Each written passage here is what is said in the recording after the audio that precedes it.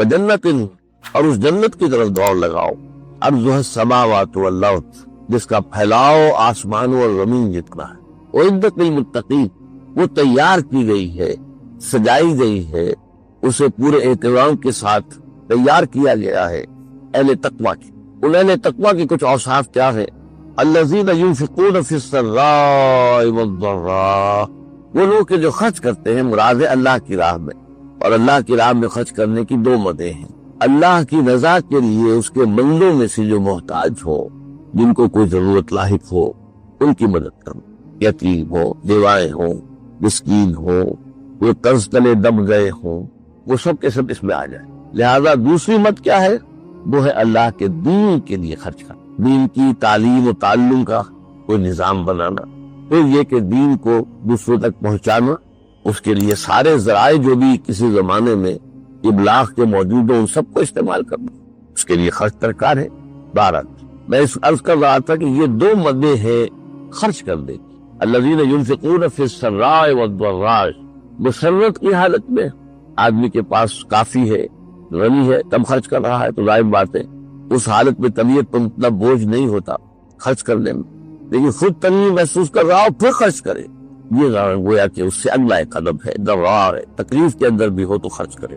والکاظمین الغیظ، اور وہ لوگ جو اپنے غصے کو پی جانے والے، والعافین عن الناس، اور غصہ ظاہر بات ہے آتا ہے کسی شخص کی کسی غلطی پر، کسی خطا پر، یا وہ اس نے آپ کے ساتھ کوئی زیادتی کی، کبھی تو غصہ آئے گا نا، لہذا غصے کو تو پی جاؤ اور لوگوں کو معاف کرو۔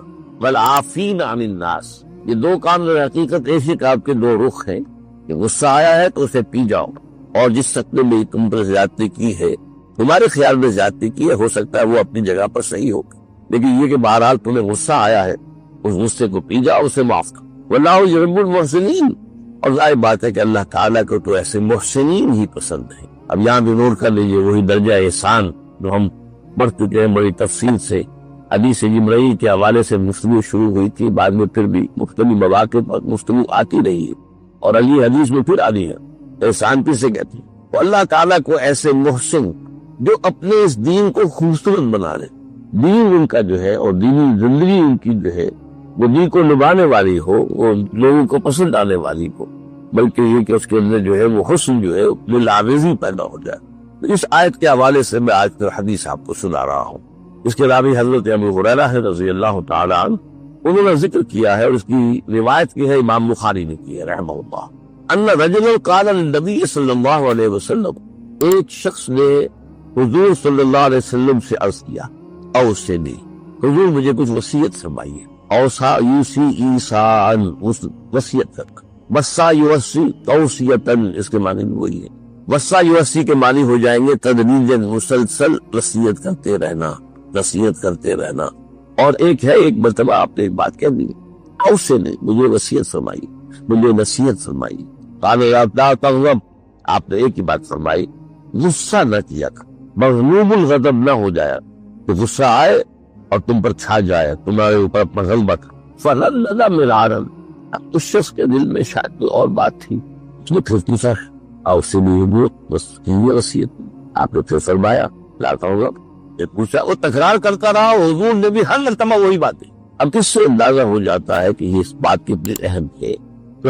پہلی بات تو میں آپ کو یہ بتا دوں کہ غصہ آ جانا کوئی غیر فطری بات نہیں، غصہ اللہ تعالیٰ نے انسان میں رکھا ہوا ہے۔ البتہ غصے کے اعتبار سے حضرت حسن، غالب حسن بصری رحمہ اللہ، ان کا ایک قول بڑا حکیمانہ ہے، بہت حکیمانہ۔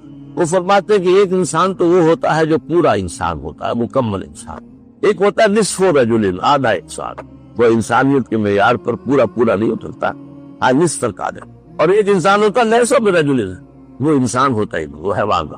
پورا انسان وہ ہے جسے غصہ دیر میں آئے اور جلدی رفع ہو جائے، اور آدھا انسان وہ ہے جسے غصہ جلدی آئے لیکن جلدی رفع بھی ہو جائے، یا دیر میں آئے تو دیر میں رفع ہو، یہ دونوں برابر ہو جائیں گے۔ جلدی غصہ آیا جلدی ختم بھی ہو گئے، دیر میں آیا دیر لگا دی جانے میں بھی۔ اور جو شخص سے انسانیت کا مستحق ہی نہیں کہ اسے انسان مانا جائے، وہ غصہ جلدی آ جائے اور دیر میں جائے، وہ اصل میں پھر انسان نہیں، وہ اخلاقی اعتبار سے پورا انسان کہلانے کا مستحق ہے۔ تو غضب کے اعتبار سے یہ تین درجے جو ہے وہ سامنے رہے۔ پھر مزاجوں کی بات بھی ہوتی ہے. اللہ تعالیٰ نے مختلف مزاج بنائے ہیں. بعض کمائے کے اندر جمال کا عنصر زیادہ، جمالی شخصیت، خوبصورت شخص کمال. بعض جلالی مزاج کے لوگ ہوتے ہیں، ہمارے بزرگوں میں بھی ہوتا ہے، دیندار لوگوں میں بھی ہوتا ہے، یہاں تک کہ نبیوں میں بھی ہے. حضرت موسیٰ علیہ السلام جلالی طبیعت کیا تھی؟ آپ کو معلوم ہے جو واقعات تو ہمارے سامنے ہے جو قرآن میں موجود. ایک قبطی کا اور ایک اسرائیلی کا جھگڑا ہو رہا تھا. اس اسرائیلی نے مدد مانگی تو حضرت موسیٰ نے ایک مکہ لگایا ہے اس قبطی کو، اس کی جان نکال دی. تو ان کے غضب کا، ان کی جلالی طبیعت کا یہ حال. اور اس کا سب سے بڑا لفظ جو قرآن مجید میں آتا ہے کہ جب اللہ تعالیٰ نے جب ہجرت ہو گئی اور مصر سے حضرت موسیٰ علیہ السلام اپنی قوم کو لے کر، بنی اسرائیل کو لے کر نکل آئے، دریا یا سمندر بھی اللہ نے پار کرا دیا، سمندر کو یا دریا کو پھاڑ کر. اس کے بعد وہ مرحلہ آیا کہ انہیں اب شریعت دی جائے، اس لیے کہ اصل میں ہجرت کے بعد پھر شریعت آتی. ہجرت سے پہلے کا وقت جو ہے وہ تو ایک کشاکش کے اندر گزرتا ہے، جیسے کہ 12 برس حضور کے مکے میں ہے. ایک کشاکش ہے جسے اب عام طور پر کشمکش کہہ دیتے، ایک سٹرگل ہے، اس میں مصیبتیں ہیں، تکلیفیں ہیں، مارے کھائی جا رہے ہیں وغیرہ وغیرہ. تو ابھی کسی تفصیلی شریعت کی لیے جانے کا موقع نہیں تھا. نماز بھی جا کر 5 وقتہ جو ہے وہ سن 1190 میں فرض ہوئی ہے، یعنی آپ سمجھیے ہجرت سے 1-1.5 سال پہلے. اس کے علاوہ زکوٰۃ کا کوئی نظام ابھی باقاعدہ کہ یہ اتنے میں سے اتنا کوئی نہیں. ہاں عام طور پر لفظ زکوٰۃ استعمال ہوا ہے. اپنے مال کو پاک کرو، پاک کرتے رہا کرو، مال میں سے صدقہ خیرات نکالتے رہا کرو، اس سے وہ مال پاک نہ کرنا. تو اسی طریقے سے جو ہجرت آئی حضور پر، جو ہجرت کے بعد شریعت نازل ہوئی مدینہ منورہ میں. اور دورہ ترجمہ قرآن میں یہ بات واضح میں کر لیا کرتا ہوں کہ اس شریعت کا بلو پرنٹ جو ہے، بلز آپ میں سے بہت سے حضرات جانتے ہوں گے، کوئی عمارت بنانی ہو تو اس کا جو نقشہ بنتا ہے پہلا وہ نیلے کاغذ پر بنتا ہے، بلو پرنٹ. تو بلو پرنٹ جو ہے اس شریعت محمدی علیہ صاحب الصلاۃ والسلام کا وہ سورہ بقرہ مختیار. پھر اس میں جو تفاصیل کے اور پورے جو خل و خال آئے ہیں وہ پھر سورہ نساء اور سورہ مائدہ اس کی تکمیل کی شروع. بہرحال جب حضرت موسیٰ کو ہم اللہ تعالیٰ نے طلب کیا 40 دن کے لیے کوہ طور پر، اس کو ہم چلہ بھی کہہ سکتے ہیں، 40 روز کی اللہ تعالیٰ نے ان سے ریاضت کروائی، مشقت، روزہ اور یہ کہ عبادت اور ذکر الہی. اس کے بعد انہیں اللہ نے تورات عطا فرما دی. اس میں آپ کو یاد آ جانا چاہیے حضور سے بھی قرآن مجید کے نزول سے قبل اسی طرح کا معاملہ غار حرا میں آپ کی جو خلوت گزینی ہوتی تھی، اور وہاں پر جو بھی آپ اب کیا عبادات کرتے تھے یہ ہمیں معلوم نہیں، لیکن یہ ہے کہ عام طور پر جو محدثین نے کہا ہے کان صفت تعبدہ فی غار حرا التفکر والاعتبار، غور و فکر کرتے تھے یہ کائنات کیا ہے، کیا اس کا نظام ہے، یہ معاشرہ ہمارا کدھر جا رہا ہے، یہ خرابیاں کیوں بڑھ رہی ہیں، یہ کیوں انسان کا خون کرتا ہے، یہ کیا بات ہے، یہ کیا وجہ ہے کہ کچھ لوگ بھوکے مر رہے ہیں اور کچھ لوگ جو ہے ان کے پاس بہت دولت جمع ہو گئی. یہ غور و فکر جو ہے یہ آپ کا رہا ہے بہرحال. لیکن یہ کہ تخلیہ اور غار میں آپ کا قیام یہ اپنی جگہ پر شامل. ایک ہی انسان ہے پوری انسانی تاریخ میں جو دونوں میدانوں میں انتہائی بلندی پر ہے. This is because he is the only person. The only کے لفظ کو میں زیادہ ایمفیسائز کر رہا ہوں. اور کوئی ہے ہی نہیں. تقابل کیا ہوگا؟ اور کوئی ہے ہی نہیں. He is the only person supremely successful in both the religious and secular fields. یہ میں نے آپ کو صدی کے اس سرے اور صدی کے اس سرے سے 2 مثالیں دیتی ہیں. ذرا ایک درمیانی مثال بھی دے دوں. ایچ جی ویلز برطانوی fiction writer, scientific fiction writer کی حیثیت سے شہرت ہے. بڑے اچھے اس نے کہانیاں لکھی، ناول لکھے، جس میں وہ ریفلیکٹ کر رہا تھا یہ سائنس کدھر جا رہی ہے، جدھر جا رہی تھی. جو اکتشافات اور جو ایجادات ہونی تھی ان کو پہلے سے ویژولائز کر کے اس پر مبنی کر رہا ہے اپنے ناول کے پلاٹس اور اپنی کہانیوں کے بنیادی خاکے. تو سائنٹیفک فکشن کے نام سے اس اعتبار سے مشہور ہے. لیکن اس کے ساتھ ہی اس نے تاریخ عالم پر 2 کتابیں لکھی، short history of the world and a concise history of the world, جو ذرا نسبتاً زیادہ ضخیم ہے. اس concise history of the world میں وہ چیپٹر جو ہے وہ حضور صلی اللہ علیہ وسلم پر جو چیپٹر لاتا ہے اس میں ایک بات میں اپنے دل پر جبر کر کے آپ کو بتا رہا ہوں. ابتدا میں حضور کی ذاتی نجی خانگی زندگی پر اس نے نہایت رقیق حملے کیے. یوں سمجھیے کہ جیسے 2 ملعون نام نہاد مسلمانوں نے اس دور میں کیا ہے، سلمان رشدی نے اور تسلیمہ نسرین نے. ایک نے انگلینڈ میں بیٹھ کر، ایک نے بنگلہ دیش میں بیٹھ کر جس قسم کے چھینٹے اڑائے ہیں حضور کی شخصیت پر، اسی طرح کے چھینٹے ایچ جی ویلز نے حضور کی ذات مبارکہ پر خصوصاً خانگی زندگی پر اڑائے. لیکن جب اس چیپٹر کے آخر میں آتا ہے اور خطبہ حجۃ الوداع کا ذکر کرتے ہوئے باقاعدہ کوٹ کرتا ہے، لا فضل لعربی علی عجمی ولا لعجمی علی عربی ولا لاسود علی احمر ولا لاحمر علی اسود الا بالتقوی کلکم بنو آدم وآدم من تراب۔ دیکھو لوگوں، کسی عرب کو کسی عجمی پر کوئی فضیلت حاصل، اسی طرح کسی عجمی کو کسی عرب پر کوئی فضیلت حاصل، اسی طرح کسی سرخ و سفید رنگ والے شخص کو کوئی فضیلت حاصل نہیں کسی سیاہ روح پر، سیاہ فام پر، اور اسی طریقے سے کسی سیاہ فام کو کوئی فضیلت حاصل نہیں سفید فام پر یا سرخ روح پر، الا بالتقوی، فضیلت کی بنیاد صرف تقوی ہے۔ کلکم بنو آدم وآدم من تراب، تم سب کے سب آدم کی اولاد ہو، اس کی نسل سے، اور آدم کی تخلیق مٹی سے ہوئی تھی۔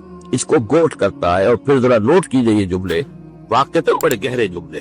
Although the sermons of human freedom, fraternity and equality were said before also، کہ اگرچہ انسان کی حریت، اخوت اور مساوات کے واس تو دنیا میں پہلے بھی بہت کہے گئے۔ یہ جملہ نوٹ کر لیا، اب اگلا جملہ اور زیادہ قابل توجہ ہے۔ We find a lot of these sermons in Jesus of Nazareth، ہم دیکھتے ہیں کہ اس کے بہت سے مواعظ حسنہ جو ہیں ان چیزوں کے بارے میں حضرت عیسیٰ مسیح ناصری کے ہاں موجود ہیں۔ عیسائی ہوتے ہوئے کہہ رہا ہے، but it must be admitted، لیکن یہ تسلیم کیے بغیر چارہ نہیں ہے that it was Muhammad صلی اللہ علیہ وسلم who for the first time in history established a society based on these principles۔ یہ صرف محمد عربی صلی اللہ علیہ وسلم تھے جنہوں نے تاریخ انسانی میں پہلی مرتبہ ایک معاشرہ باضابطہ بالفعل انہی اصولوں پر قائم کر کے دکھایا۔ باپ اندازہ کیجئے، یہ ٹریبیوٹ ہے، اور ٹریبیوٹ کس کا ہے؟ دشمن کا ہے، وہ معتقد نہیں ہے۔ میں نے اسی لیے بتایا اپنے دل پر جبر کر کے کہ اس نے کیا کیا، اس حد تک ایک شخص کی اس میدان میں اتنی بڑی حماقت کا مظاہرہ کر رہا ہے کہ کہتا ہے کہ سمجھ میں نہیں آتا کہ معاذ اللہ ثم معاذ اللہ نقل کفر نہ باشد، کہ محمد جیسے گھٹیا آدمی کے گرد خدیجہ اور ابو بکر اور عمر جیسے عظیم انسان کیسے جمع ہو گئے؟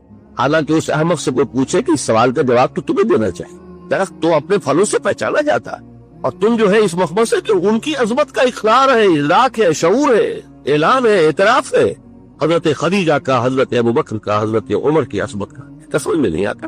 اتنی عظیم شخصیتیں ایسے گھٹیا انسان کی گرد کیسے جمع ہو؟ تو میں نے آپ کو اندازہ دے دیا کہ کس قدر زہر اس کے اندر بھرا ہوا ہے، ذاتی طور پر عناد ہے، دشمنی ہے، بغض، لیکن اس حقیقت کا ادراک کر رہا ہے اور اس کا اعلان اور اعتراف کر رہا ہے۔ Although the sermons of human freedom, fraternity and equality were said before also, we find a lot of these sermons in Jesus of Nazareth, but it must be admitted that it was Muhammad sallallahu alaihi wasallam who for the first time in history established a society based on these principles۔ میں نے اسی لیے اس کی دشمنی کو پہلے جو ہے اسٹیبلش کیا ہے، تاکہ وہ جو عربی مقولہ ہے الفضل ما شہدت بہ الاعداء، اصل فضیلت تو وہ ہے کہ جس کا اقرار اور اعتراف دشمن بھی کرے۔ ظاہر بات ہے کہ جو دوست ہے، عقیدت مند ہے، عام طور پر وہ جو محبت کرنے والا ہے اس کی نگاہ جو ہے وہ اپنے محبوب کی کسی خامی کو دیکھ ہی نہیں سکتی، اس کی طرف سے وہ گویا کہ نابینا ہو جاتا۔ دشمن کا کوئی خیر نظر نہیں آتا، کوئی خوبی نظر نہیں آتی، اور دوست اور محبوب کا کوئی عیب نظر نہیں آتا۔ لیکن اگر کوئی دشمن کسی کی کسی فضیلت کا، کسی کی عظمت کا اعتراف کرے تو معلوم ہوا کہ اب اس میں کسی شک و شبہ کی گنجائش نہیں۔ یہاں البتہ ذرا ایک بات نوٹ کر لیجئے، یہ جملے جو ایچ جی ویلز نے لکھ دیے تھے، موجودہ جو مرتبین ہے، چونکہ وہ تو فوت ہوا بہت عرصہ ہوا، اب جو کتاب چھپتی ہے یہ concise history of the world, وہ نئے ایڈیٹرز ہیں، انہوں نے ایڈٹ کیا ہے۔ ہمیشہ جو نیا ایڈیشن آتا ہے تو اس کے اوپر تو نظر ثانی ہوتی ہے، تو نئے ایڈیٹرز نے یہ جملے حذف کر دیے ہیں، ان کے حلق سے نیچے نہیں اتر پائے۔ یہ وہ کڑوی گولی تھی جو ان کے حلق سے نیچے نہیں اتر پائے۔ میں نے اس لیے وضاحت کر دی کہ مبادہ آپ میں سے کوئی اس کتاب کو حاصل کرے اور پھر دیکھے اور وہاں یہ جملے نہ پائے۔ موجودہ ایڈیشن میں وہ نہیں ہے، لیکن آپ کو پنجاب لائبریری سے یا کسی اور پرانی لائبریری سے جن میں کہ پرانے نسخے موجود ہو، وہ کتاب مل جائے گی کہ جس میں یہ نسخے بین ہی الفاظ میں موجود ہے جو میں نے آپ کو سنا۔ بہرحال اب میں اس بات کو زیادہ طول نہیں دینا چاہتا۔ حضور کی اصل عظمت جس کو ہم بحیثیت انسان سمجھ سکتے ہیں اور جس کا لوہا آج پوری دنیا مال رہی، جس کا انکشاف پوری طرح عالم انسانی پر ہو چکا ہے، وہ یہ ہے کہ آپ نے ایک عظیم ترین انقلاب برپا کیا، گمبھیر ترین، جامع ترین، ہمگیر ترین اور کم از کم وقت میں برپا کیا۔ اور اس سے بھی زیادہ نمایاں بات یہ ہے کہ اس انقلابی جد و جہد کا ابتدا سے لے کر اختتام تک اس کے جتنے مراحل آئے، ہر مرحلے پر قیادت کی ذمہ داری ادا فرمائے۔ اس اعتبار سے ذرا ایک تقابل کر لیجئے، تاریخ انسانی کے دو انقلابات بہت مشہور ہیں۔ انقلاب فرانس سے یقیناً بڑا انقلاب تھا، دنیا سے بادشاہت کا خاتمہ، جمہوریت کے دور کا آغاز اسی انقلاب فرانس سے ہوا، 250 برس قبل کی شے ہے۔ انقلاب روس، بولشوک ریولوشن آف 1917، یقیناً عظیم انقلاب تھا، اگرچہ 70 برس کے اندر اندر اس کی موت واقع ہو گئی، لیکن جب اٹھا تھا، کھنڈر بتا رہے ہیں، عمارت عظیم تھی، بڑے جوش و خروش کے ساتھ وہ وجود میں آیا، بڑے جوش و خروش کے ساتھ پھیلا، کہاں روس سے وہ لیٹن امریکہ تک جا پہنچا، کتنی اس کی توسیع ہوئی ہے، کس بجلی کی سسوٹ کے ساتھ ہوئی ہے۔ لیکن ان دونوں انقلابات کا آپ جائزہ لیں گے تو نمبر ایک، دونوں جزوی انقلاب تھے، ایک میں صرف سیاسی ڈھانچہ بدلا، باقی عقائد بھی وہی، رسومات بھی وہی، سماجی نظام بھی وہی، سماجی ویلیوز بھی وہی، معاشی نظام بھی وہی، معاشی تمام جتنے بھی انسٹیٹیوشنز تھے وہ بھی وہی، صرف سیاسی نظام، باقی زندگی جو کی تو۔ بولشوک ریولوشن کے ذریعے معاشی ڈھانچہ بدل گیا، انفرادی ملکیت ختم ہو گئی، قومی ملکیت میں آ گئے تمام وسائل پیداوار، بس باقی آپ کو معلوم ہے جیسے وہ کرسچنز پہلے تھے ویسے ہی کرسچن بعد میں رہے، جو عقائد پہلے تھے وہی ان کے بعد میں رہے، سماجی ویلیوز وہی رہی، سارا نقشہ جو کا تو رہا، معاشی انقلابات۔ اس کو پس منظر میں رکھ کر دیکھیے، محمد عربی صلی اللہ علیہ وسلم کا لایا ہوا انقلاب گمبھیر ترین، میں کہہ رہا تھا جامع ترین۔ یہاں آپ مائکروسکوپ لگا کر تلاش کیجئے کہ کوئی چیز ایسی ہے جو سابقہ حالت پر باقی رہ گئی ہو، جواب نفی میں آئے گا۔ عقائد بدل گئے، نظریات بدل گئے، انفرادی شخصیتیں بدل گئی، اخلاق بدل گئے، شب و روز کے انداز بدل گئے، صبح و شام کا انداز بدل گیا، نشست و برخاست کے انداز بدل گئے، پھر سماجی نظام بدل گیا، سیاسی نظام بدل گیا، معاشی نظام بدل گیا۔ وہ قوم جس میں کہ لکھے پڑھے لوگ بمشکل انگلیوں پر گنے جا سکتے تھے، وہ علوم کی موجد ہو گئی، دنیا کی استاد بن گئی۔ اس نے مشرق و مغرب سے علوم لیے، یونان سے بھی لیے اور چین اور ہند سے بھی لیے، انہیں ڈیولپ کیا، بڑھایا اور پورے عالم انسانیت کی طرف پھیلا دیا۔ یہ سارا کام انقلاب عظیم، گمبھیر ترین، ہمگیر ترین، جامع ترین انقلاب۔ تو چہ نسبت خاک رہا عالم پاک، یہ فرانس کا ریولوشن کہاں کھڑا ہوگا انقلاب محمد صلی اللہ علیہ وسلم کے تقابل؟ مارس کا انقلاب کہاں کھڑا ہوگا انقلاب محمد صلی اللہ علیہ وسلم کے تناظر؟ نمبر دو، ان تمام انقلابات کے اندر یہ چیز قدر مشترک ہے کہ فکر دینے والے اور دعوت کا آغاز کرنے والے کچھ اور لوگ تھے، لیکن وہ صرف قلم کار تھے، وہ صرف فائٹرز تھے، مصنفین تھے، وہ مرد میدان نہیں تھے، وہ انقلاب کے لیے عملی جد و جہد میں سامنے نہیں آ سکے۔ انہوں نے خود آگے بڑھ کر کوئی انقلابی جماعت نہیں بنائی، انہوں نے خود آگے آ کر انقلابی جو جد و جہد تھی اس کی قیادت نہیں کی، نہیں، وہ تو صرف پیپل آف دی ڈیسک تھے۔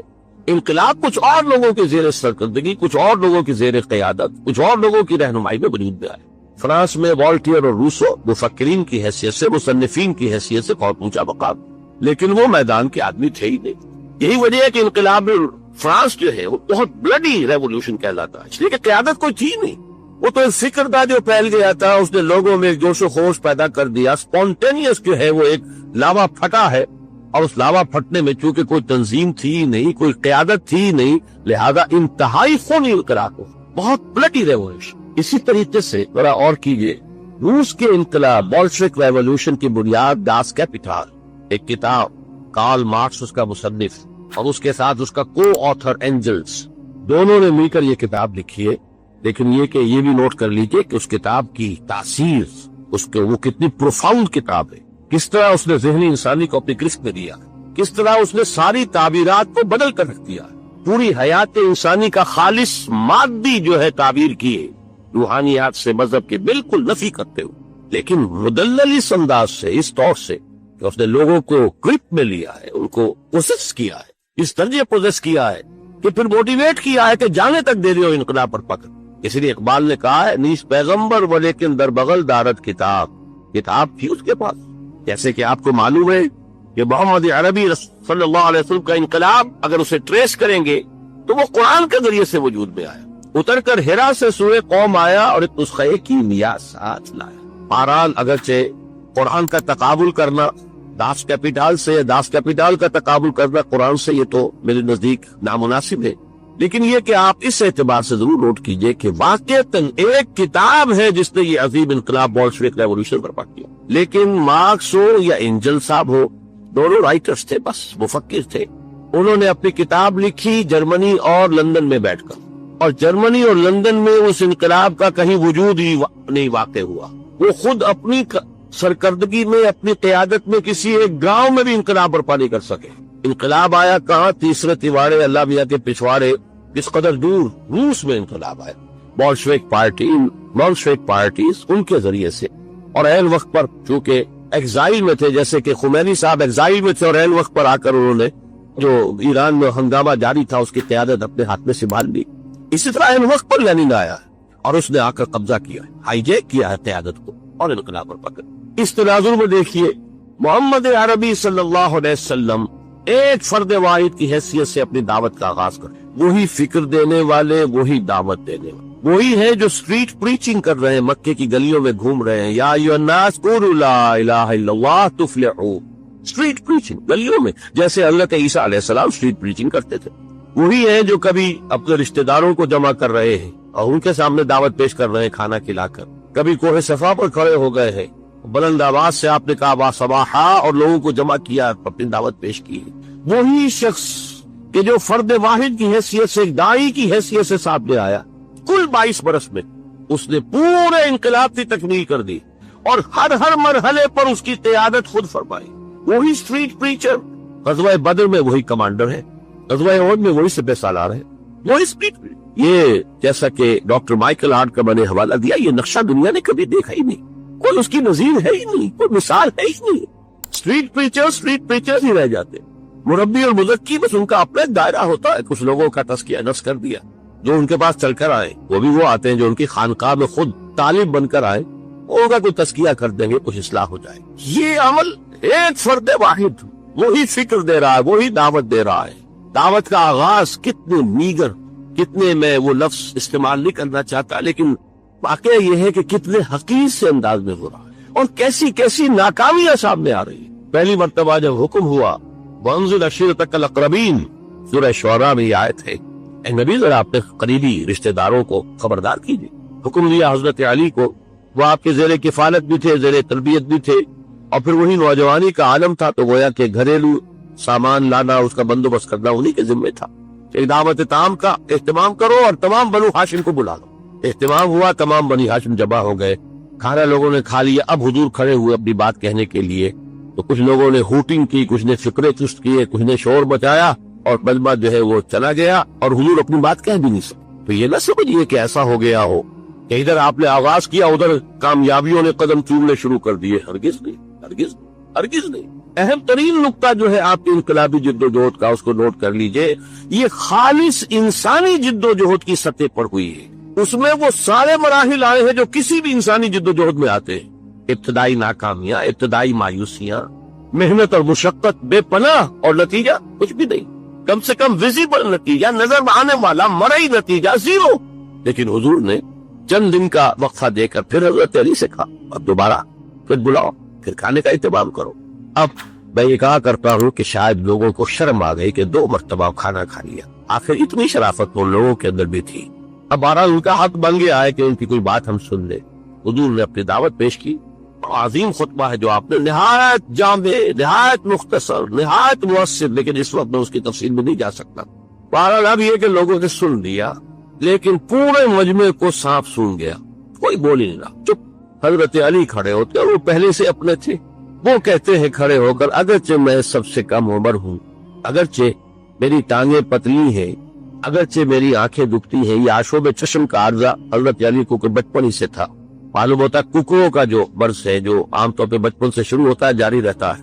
مختلف جنگوں کے موقع پر بھی تذکرہ ملتا ہے کہ حضرت علی کی آنکھ دکھ رہی تھی، تو حضور نے اپنا لعاب دہن جو ہے ان کی آنکھ میں لگایا، جس سے ان کو سکون حاصل ہوا، پھر وہ جنگ کے میں حصہ لے سکے.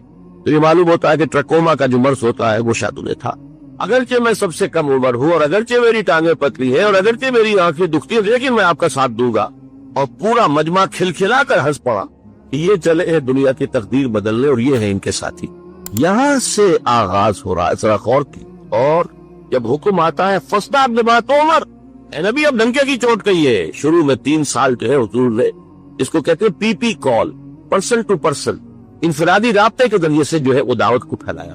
اب آپ کے پاس حکم آ گیا فصدع بباتوں پر. اے نبی بس اب یہ جو لو پروفائل میں یہ نوٹ کر لیجئے، خفیہ دعوت کا کوئی دور محمد رسول اللہ صلی اللہ علیہ وسلم کی اس جد و جہد میں نہیں آیا. کوئی خفیہ بات نہیں، انڈر گراؤنڈ موومنٹ نہیں تھی، ہرگز نہیں.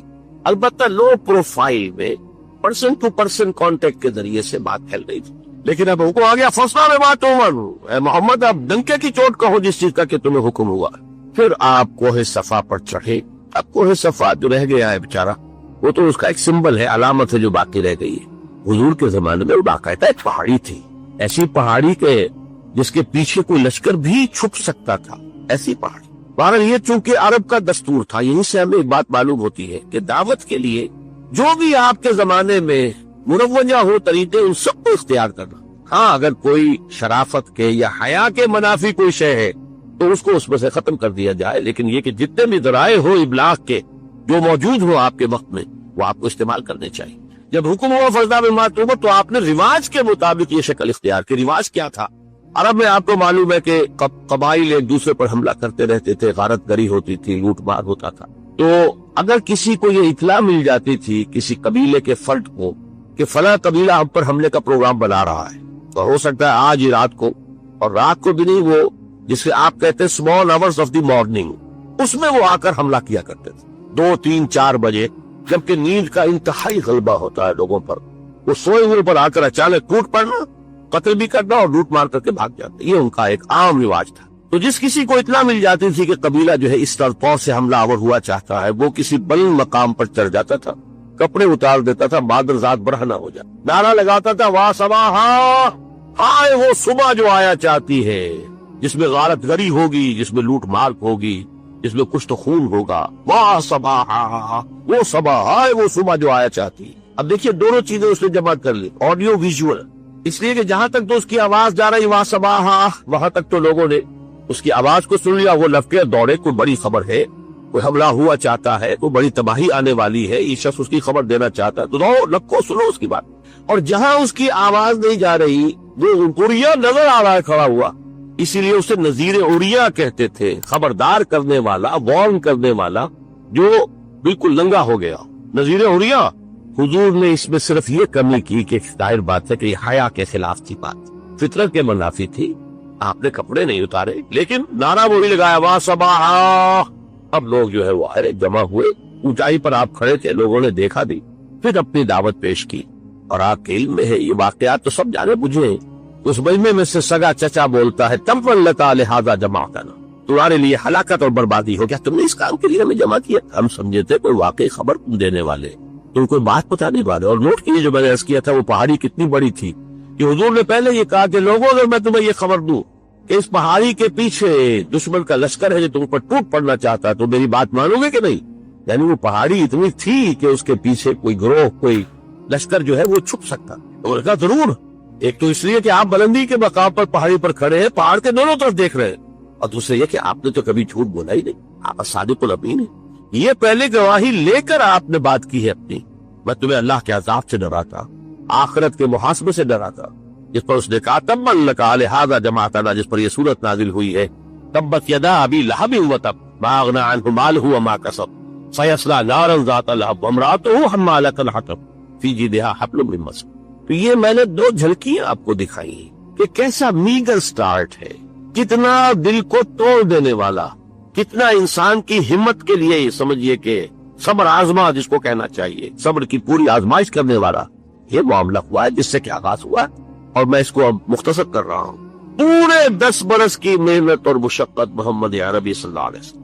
اور ذہن میں رکھیے آپ جیسا مبلغ، آپ جیسا مربی، آپ جیسا مزکی، آپ جیسا معلم نہ پہلے پیدا ہوا نہ کبھی ہو سکتا ہے. امتناع نظیر، حضور کی نظیر محال مطلق ہے. بلکہ ہمارے بعض علماء کا اور ایک خاص مکتب فکر کا تو یہ موقف ہے کہ خود اللہ بھی اس پر قادر نہیں ہے کہ کوئی دوسرا محمد پیدا کر سکے. بہرحال یہ ایک نزاعی اور اختلافی مسئلہ ہے، لیکن اس میں تو کوئی شک نہیں کہ نتیجے کے اعتبار سے تو بات صحیح ہے، حضور کی کوئی نظیر نہ ہوئی ہے نہ ہوگی. لیکن آپ کی 10 برس کی محنت شاقہ، 10 برس کی محنت شاقہ، 10 برس کی شب و روز کی محنت، اس میں دن میں آپ کی مشقت ہے. ان لک فی النہار سبحا طویلا، دن کے اوقات میں آپ گھوم رہے ہیں، اسٹریٹ پریچنگ کر رہے ہیں، اس کے پاس جا رہے ہیں، اس کے گھر پر دستک دے رہے ہیں. رات کو قم اللیل الا قلیلا نصفہ او انقص منہ قلیلا او زد علیہ ورتل القرآن ترتیلا. دن میں لوگوں کو دعوت دے رہے ہیں تو رات کو کھڑے ہو کر جھولی پھیلا کر اللہ سے دعا کر رہے ہیں، پروردگار عمر ابن الخطاب اور عمرو ابن حشام میں سے کسی ایک کو تو میری جھولی میں ڈال. یہ شب و روز کی محنت شاقہ محمد عربی صلی اللہ علیہ وسلم کی اور 10 برس کی، اور اس کا نتیجہ زیادہ سے زیادہ 125 یا اور بہت زیادہ کریں گے تو 150 افراد آپ کے گرد جمع.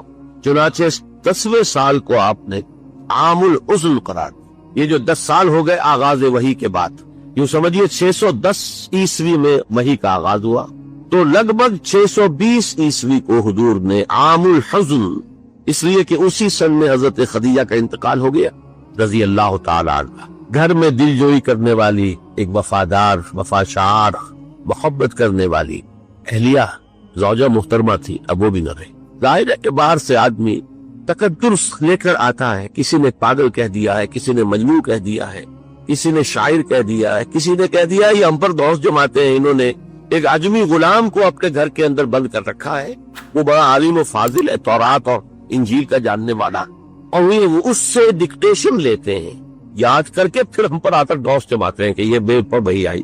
اور حضور یہ سنتے تھے سب کچھ. قرآن مجید میں نقشہ کھینچا گیا ہے. آپ کا قلب انتہائی حساس تھا، یہ باتیں سن کر آپ کو رنج اور افسوس ہوتا تھا. وَلَقَدْ نَعْلَمُ أَنَّكَ يَضِيقُ صَدْرُكَ بِمَا يَقُولُونَ. اے نبی ہمیں خوب معلوم ہے، اللہ تعالیٰ فرما رہے ہیں، دلجوئی کے لیے فرما رہے ہیں، ہمیں خوب معلوم ہے کہ جو کچھ یہ لوگ کہہ رہے ہیں اس سے آپ کا سینہ بھیجتا ہے، تکتر پیدا ہوتا ہے، رنج ہوتا ہے، غم ہوتا ہے، افسوس ہوتا ہے. یہی وہ لوگ تھے جو میری راہ میں اپنی آنکھیں بچھاتے تھے، یہی وہ لوگ ہیں جو آج صادق الامین کا خطاب مجھے دیتے تھے، مجھ سے انتہائی محبت کرنے والے لوگ. آج کوئی مجنون کہہ رہا ہے، کوئی پاگل کہہ رہا ہے، کوئی شاعر کہہ رہا ہے، کوئی ساحر کہہ رہا ہے، کوئی مسحور کہہ رہا ہے، کوئی کذاب کہہ رہا ہے. نقل کفر نہ باشے، ساحر کذاب الفاظ قرآن مجید میں آئے. یہ سب کچھ آپ سن کر گھر پر آتے تھے تو گھر پہ کوئی تسلی دینے والی تھی نہ، لیکن تب وہ بھی نہ رہی. آپ کو معلوم ہے یہ واقعات بڑے اہم ہے سیرت النبی کے. جب پہلی وحی آئی ہے اور حضور کے اوپر ایک دہشت کی کیفیت طاری تھی، عالم بشریت کا پہلا ہوا تھا معاملہ عالم ملکیت کے ساتھ. جبرائیل سے پہلی ملاقات غار حرا پہ، اس کی طبیعت کے اوپر تمام جو ہے ایک دہشت تھی. آئے ہیں تو کانپ رہے تھے، پھر بخار چڑھ گیا ہے. اس میں کہا ہے آپ نے خشیت علی نفسی، خشیت علی نفسی، خشیت علی نفسی، مجھے اپنی جان کا اندیشہ ہے. یہ کیا صورتحال ہے، یہ کیا ذمہ داری ہے جو مجھ پر آ گئی. تو وہی تھی، وہی غمخوار بھی تھی، وہی ہمت بندھانے والی بھی تھی، وہی ہے جس نے پہلے تو یہ کہا اللہ آپ کو ضائع نہیں کرے گا، آپ فکر نہ کریں. آپ تو یتیموں کی سرپرستی کرتے ہیں، بیواؤں کی خبرگیری کرتے ہیں، آپ بھوکوں کو کھانا کھلاتے ہیں، غریبوں کی جو ہے خدمت کرتے ہیں، اللہ آپ کو ضائع نہیں کرے گا. اور اس ضمن میں مجھے ایک واقعہ یاد آ رہا ہے. یہ واقعہ امام راضی نے نقل کیا اپنی تفسیر کبیر میں، اور یہ ہے آغاز وحی سے قبل کا واقعہ. کیونکہ حضور کی زندگی میں یہ جو دن آئے تھے 25 برس کی عمر سے لے کے 40 برس کی عمر تک، 25 برس کی عمر تک کی آپ کی زندگی بڑی مشقت کی زندگی رہی، بڑی محنت کی زندگی رہی، افلاس کی زندگی رہی، تنگ دستی کی زندگی رہی. این بچپن میں آپ بھیڑیں بکریاں چلاتے رہے، علی قرامیت، چند ٹکوں کے عوض، یہ حضور کے اپنے الفاظ، میں چند ٹکوں کے معاوضے میں اب بھیڑیں بکریاں چلاتا تھا. پھر آپ ذرا بڑے ہوئے، اس لیے کہ ابو طالب جو ہے وہ بہت ہی مفلس انسان تھے. سرپرستی تو وہ کر رہے تھے، لیکن واقعہ یہ ہے کہ پرورش کی ہے محمد رسول اللہ نے خاندان ابو طالب کی، اپنی مزدوری سے، اپنی محنت سے، اپنی مشقت سے. پھر آپ نے تجارت کرنی شروع کی ملازمت کی شکل میں. تو یہ سخت دن تھے. ووجدک عائلا فاغنا، پایا اللہ نے آپ کو کیا تندرست تھے، اللہ نے غنی کر دیا. غنی کس طور سے کیا؟ حضرت خدیجہ سے شادی ہوئی 25 برس کی عمر میں، جو عرب کی متمول ترین خاتون، ان کی اپنی فرمائش پر یہ شادی ہوئی، انتہائی محبت کرنے والی. تو واقعہ میں آپ کو سنا رہا تھا کہ اس زمانے میں یہ 25 برس سے لے کر اور 40 برس کی عمر شریف کے مابین کبھی یہ واقعہ پیش آیا ہے کہ حضور ایک دفعہ کہیں نکل گئے مکے سے باہر. مختلف وادیاں ہیں، پہاڑ ہے، پہاڑوں کے مابین وادیاں. ایک وادی میں آپ نے دیکھا وہ قبیلہ آ کر پڑاؤ ڈالے ہوئے ہیں، انتہائی مفلوق الحال، دھوپ کی وجہ سے جسم سوکھ کر کانٹے ہوئے ہیں، تن پر کپڑے نہیں. حالت دیکھ کر آپ آئے انتہائی ملول اور غمگین ہو کر، گھر میں آ کر چادر لے کر لیٹ گئے. اب پوچھا حضرت خدیجہ نے کیا ماجرا ہے، کیا معاملہ ہے؟ آپ نے فرمایا میں گیا تھا باہر فلاں وادی میں، میں نے یہ دیکھا فلاں گھاٹی میں قبیلہ ہے پڑاؤ ڈالے ہوئے ہیں اور یہ حال ہے حضرت خدیجہ، اور فرمانے لگے کہ میرے پاس دولت نہیں ہے کہ میں ان کے لیے مدد کر سکوں۔ سرمایہ تو حضرت خدیجہ کا تھا، آپ کی اپنی ذاتی دولت تو نہیں تھی۔ اس پر حضرت خدیجہ نے فرمایا اچھا آپ جائیے اور بڑے بڑے قریش کے چند سرداروں کے نام دیے کہ ان کو بلا لائیے۔ حضور گئے، وہ سب آ گئے۔ اتنی دیر میں اتنا بڑا ڈھیر اشرفیوں کا حضرت خدیجہ نے لگا دیا کہ جب حضور آ کر بیٹھے تو اس کے پیچھے چھپ گئے، اور پھر کہا ان سرداروں نے قریش سے مخاطب ہو کر آپ سب لوگ گواہ رہے، میں نے یہ ساری دولت محمد کے حوالے کی صلی اللہ علیہ وسلم، وہ جیسے چاہیں اسے خرچ کریں۔ تو ایسی بیوی جس نے ساتھ دیا، میں اگر اس موضوع پر چونکہ میرے کچھ خاص احساسات ہیں اس میں وہ بیان کروں گا تو پھر بہت وقت نکل جائے گا کہ حضرت خدیجہ رضی اللہ تعالیٰ عنہ کا کیا مقام تھا جسے ہم سے اکثر نہیں جانتے۔ ہمارے ہاں تو جیسے ہے گرفتار ابو بکر و علی ہوشیار باش، یا ابو بکر کی فضیلت رضی اللہ تعالیٰ عنہ اہل سنت کے نزدیک، یا اہل تشیع کے حضرت علی کی فضیلت اسی میں ہے، گرفتار ہے، اسی میں جھگڑا ہے۔ اسی طرح عائشہ اور فاطمہ کا جھگڑا ہے۔ ایک گروہ ہے کہ جو حضرت عائشہ رضی اللہ تعالیٰ عنہ کو بہت بلند کرتا ہے، اونچا رکھتا ہے، اس کا گروہ ہے جو حضرت فاطمہ رضی اللہ تعالیٰ عنہ۔ لیکن یہ کہ حضرت خدیجہ الکبریٰ کا ذکر نہیں ملتا، بہت کم نہیں۔ بلکہ میں نے جب ابھی شاید 2-3 سال ہوئے ہیں جب میں گیا تھا ایران، اور وہاں کے اچھے مشاہدات میں سے تہران کے ایک یہ بھی تھا کہ انہوں نے خالص خواتین کی یونیورسٹی قائم کی، اس کا نام رکھا جامعۃ الزہراء، حضرت فاطمہ رضی اللہ تعالی عنہا کے نام پر انہوں نے یونیورسٹی قائم کی۔ تو جب ایک ملاقات میں ان کا وہ ٹاپ کا سٹاف وغیرہ جمع تھا یونیورسٹی کا، میں نے کہا کاش آپ نے اس کا نام جامعۃ الخدیجہ الکبریٰ رکھا ہوتا تو چونکے۔ میں نے کہا دیکھیے یہ سنیوں اور شیعوں کے مابین مدرسۃ العائشہ للبنات، یعنی جو بھی کوئی رکھے گا یہاں پہ مدرسہ بنائے گا سنیوں میں سے، خاص طور پر اہل حدیث جنہیں عرف عام میں وہابی کہتے ہیں، وہ حضرت عائشہ کے نام پر مدرسہ بنائے، بچیوں کے لیے مدرسہ حضرت عائشہ کے نام، شیعہ ہوں گے تو حضرت فاطمہ الزہرا کے نام پر۔ لیکن حضرت فاطمہ کی والدہ حضرت خدیجہ جو صدیقۃ الکبریٰ ہے، ان کے نام کے ساتھ کبریٰ اس لیے جمع ہوا ہے، صدیق اکبر، الصدیق الاکبر ہے حضرت ابو بکر رضی اللہ تعالیٰ عنہ، الصدیقۃ الکبریٰ، جیسے حضرت مریم کے بارے میں آتا ہے قرآن میں کان امہ صدیقہ، اس امت کی الصدیقۃ الکبریٰ حضرت خدیجہ رضی اللہ تعالیٰ عنہ۔ اور ایک بات راز کی ہے جو میں کہہ رہا ہوں، عام طور پر عام خطابات میں یہ باتیں نہیں کہی جاتی، مجھے تو محسوس ایسا ہوتا ہے کہ اللہ تعالیٰ نے حضرت خدیجہ کی ذات میں حضور کو صرف بیوی کی وفاداری اور وفا شعاری اور محبت نہیں دی ہے، والدہ کی شفقت بھی دی ہے۔ حضور محروم ہوئے بہت اگلی عمر میں، والد کو تو دیکھا ہی نہیں، والدہ کی شفقت سے بھی بہت دل محروم۔ عمر کا فرق اتنا تھا 25 اور 40 اندازہ کیجیے۔ اور آپ کو معلوم ہے میری نانی میرے بڑے ماموں سے 13 برس بڑی تھی، 13 برس میں ان کی ولادت ہو گئی تھی، اور عالم کا معاملہ تو اور گرم ماحول کا تھا۔ تو کیا 15 برس کی عمر میں حضرت خدیجہ کی اولاد نہیں ہو سکتی تھی؟ اگر وہ ہوتی تو کیا وہ حضرت عمر حضور کی ہم عمر نہ ہوتی؟ اس حوالے سے دیکھیں۔ چنانچہ ایک واقعہ میں آپ کو اور سنا دوں۔ ایک مرتبہ حضور صلی اللہ علیہ وسلم اسی طرح جو بھی نیا تجربہ تھا عالم ملکیت اور عالم بشریت کے درمیان اتصال کا، اور جس کی وجہ سے ایک خوف کسی کیفیت، ایک تشویش کا سا انداز، تو حضرت خدیجہ نے ایک مرتبہ یہ کہا کہ اچھا اب جب وہ آئے وہ فرشتہ ہے یا کیا ہے، وہ بدروح ہے یا کوئی واقعتاً فرشتہ ہے، جب بھی وہ آپ کو نظر آئے تو مجھے بتائیے۔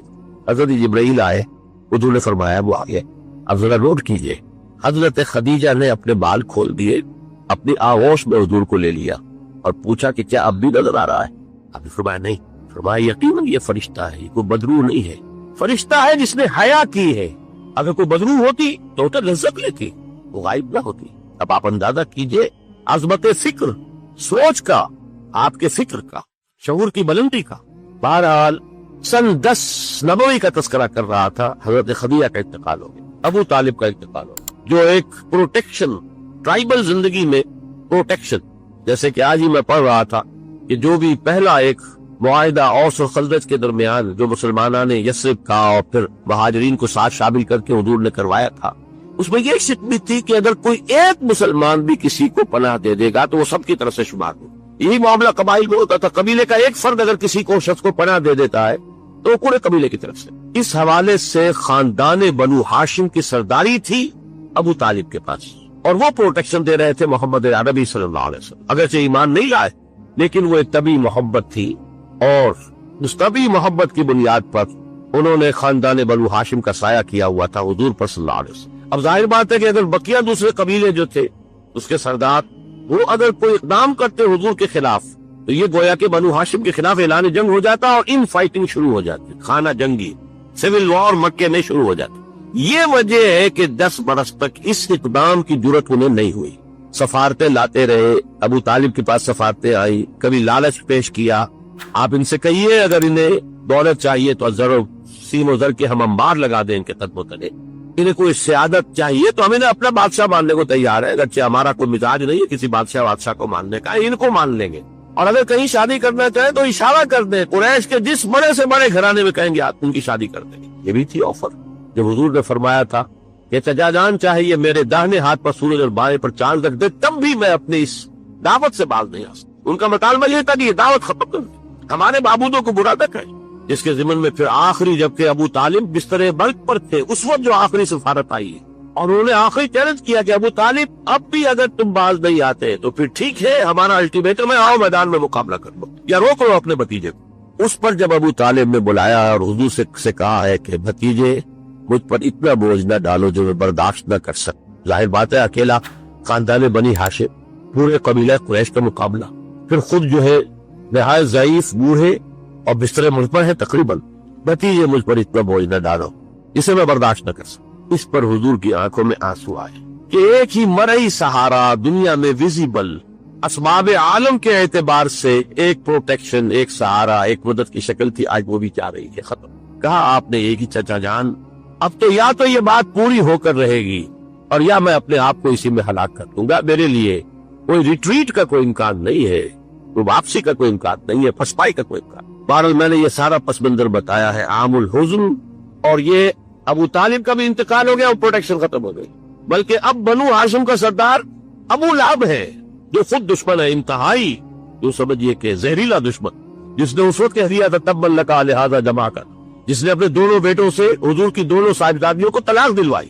طلاق وہی مانا وہاں تو در حقیقت نسبت کا ہو جانا ہی ایک طرح کا نکاح ہوتا تھا۔